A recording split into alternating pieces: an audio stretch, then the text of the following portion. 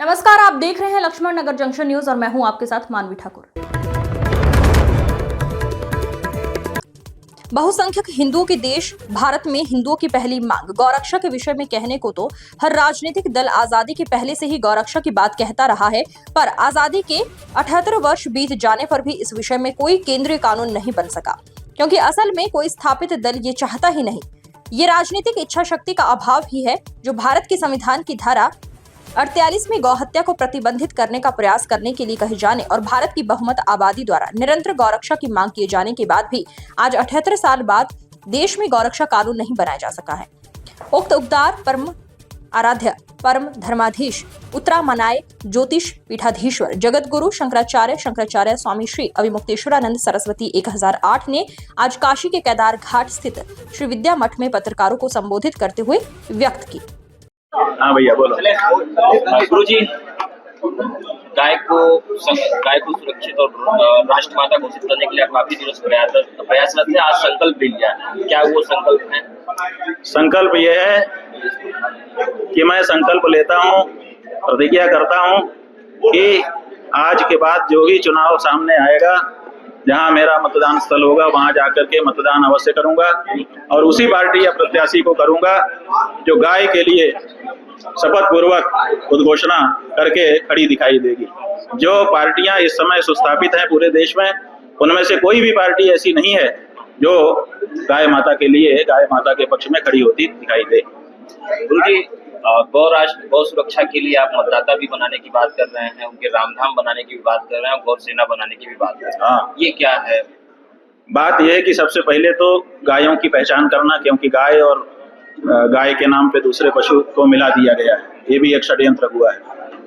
तो पहले तो गाय और गवै की पहचान करना, उसमें से जो शुद्ध देशी गाय है हमारी, जिसमें वेदोक्त लक्षण घटित होते हैं, जिसका मूत्र और गोबर पवित्र माना जाता है, उसकी सेवा के लिए अपने आप को आगे करना ताकि वो इधर उधर ना जाए, कसाई के हाथ में ना चली जाए, उसका संरक्षण करना।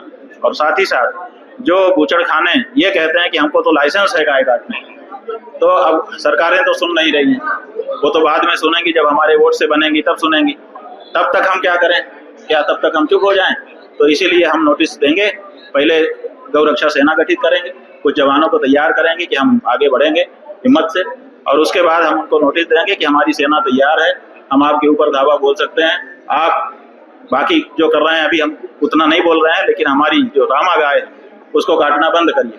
अगर वो मान जाते हैं तो ठीक है, और अगर कहते हैं कि नहीं हमें लाइसेंस है और हम तो लाइसेंस के आधार पर काटेंगे ही, तो फिर हमको धावा बोलना पड़ेगा बूचड़खानों पर, और जो लोग गाय को काटते होंगे उनको काटना पड़ेगा। गुरु जी, आप तलवार लेकर भी आगे चलने की बात कर रहे हैं। जो सेना होगी, क्या वो ट्रेंड सेना होगी? कैसे? हाँ जी, जो सेना होगी उसमें हम भर्ती करेंगे, भर्ती करके सैनिक अभ्यास उनको कराएंगे ताकि वो पूरी तरह से सक्षम हो लड़ाई लड़ने। गुरु जी, आपने ये भी कहा कि तलवार गाय काटने वाला तलवार से काटा जाएगा। हाँ ठीक है ना, तो नहीं काटा जाएगा। हम आपकी माँ को कोई काटता हो, आप क्या करोगे बताओ? हम आपकी माँ को कटता देख पाओगे? नहीं देख पाओगे बंधु। अभी भले हाँ कह दो, लेकिन जब मौका आ जाएगा ना तो नहीं सह पाओगे। तो हम कैसे सह रहे हैं हम ही जानते हैं। बहुत बड़ा पत्थर रखे हैं छाती पे, इसलिए 78 साल से रखे हैं। ये नेता कर देगा, वो नेता कर देगा, ये पार्टी कर देगी, वो पार्टी कर देगी। नहीं कर रहे हैं तब हमको अब ये बोलना पड़ रहा है, तब हमको इसके लिए आगे आना पड़ रहा है। ये बात, और हमारे पूर्वजों ने ये किया है, गौ रक्षा के लिए प्राण गंवाए हैं लोगों ने और लिए भी हैं, तो हम गंवाने के लिए भी तैयार हैं और लेने के लिए भी तैयार हैं अगर वो परिस्थिति आएगी। लेकिन हम आशा करते हैं कि सरकार भले नहीं मान रही है, लेकिन वो बूचड़खाने मान जाएंगे। हमको जब नोटिस हम देंगे तो हमको नहीं ऐसा भरोसा है कि कम से कम वो मानेंगे इस बार। गुरु जी, डेमोग्राफी बहुत तेजी से खुलेगा। ट्रेनिंग सेंटर कहाँ खुलेगा? वाराणसी पायलट जिला है हमारा। जो कुछ करेंगे गाय के बारे में पहले यही करेंगे, ताकि प्रधानमंत्री जी को भी पता चलता रहे और उनकी सरकार को भी पता चलता रहे। गुरु जी, डेमोग्राफी बहुत आप लोगों के माध्यम से डेमोग्राफी बहुत तेजी से चेंज हो रही है। हिंदू की संख्या भी दिन प्रतिदिन। अरे भाई, डेमोग्राफी चेंज हो रही है तो क्या गलत हो रहा है?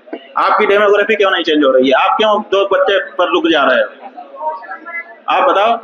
आपकी पत्नी कह रही है कि मेरे पेट में जो है वो दाग पड़ जाएगा, मैं ज्यादा बच्चे नहीं पैदा करूंगा। उनकी तो नहीं कह रही है, तो उनकी डेमोग्राफी बढ़ रही है, घनीभूत हो रही है। आपके यहाँ भी आप पैदा करो ना, कौन मना करता है, लेकिन आप नहीं करोगे और वो पैदा कर रहे हैं तो आप कहेंगे उनकी डेमोग्राफी बदल रही है, वो बदलेगी। हम हमारे पूर्वज क्यों आपको आशीर्वाद देते थे कि बहुत पुत्र वाले हो जाओ, बहुत संतान वाले हो जाओ, आपने उसको बंद कर दिया कि हमें नहीं नहीं नहीं, नहीं हम बस एक ही कापी है, 2 कापी है। तो जब आप इस तरह से नाक भौं सिकोड़ रहे हो बच्चों से, तो स्वाभाविक है कि आपकी डेमोग्राफी कमजोर होगी, उनकी घनीभूत होगी।